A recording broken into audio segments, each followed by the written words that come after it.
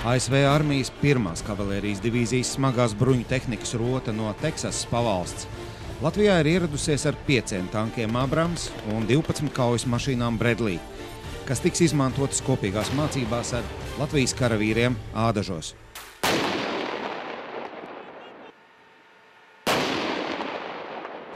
Tas, manuprāt, ir pirmais tanku šāviens Ādažu poligonā kopš okupācijas perioda. Ja?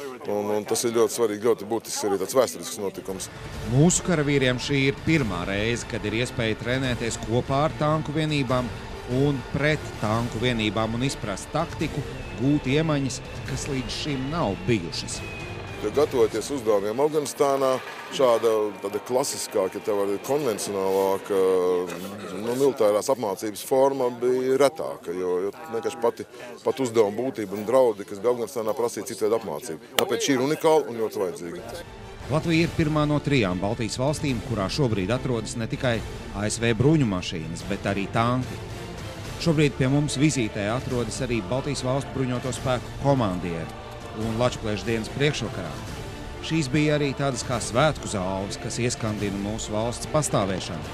Tās apliecina, ka neatkarību mums neviens nedāvināja. To bija jāizcīna kaujās. Un zāles simboliski apliecina, ka brīvību jāprot aizstāvēt.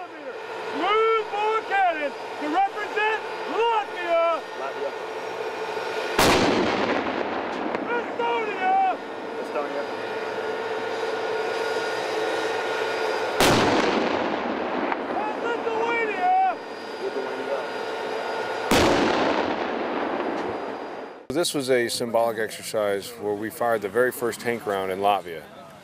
I think this is significant. It's the first time we've had M1 Abrams tanks in Latvia or the Baltics period. And for us to be able to come here and do an exercise of this nature, this was the very first step in that. I think that it's one of those big steps into joint training that was necessary. Šī ir viena no pirmajām reizēm, kad Abrams tankus varēja redzēt. Iespējams, ka tuvākajā nākotnē, tādā kā pārredzamā periodā. Tādas būs vēl.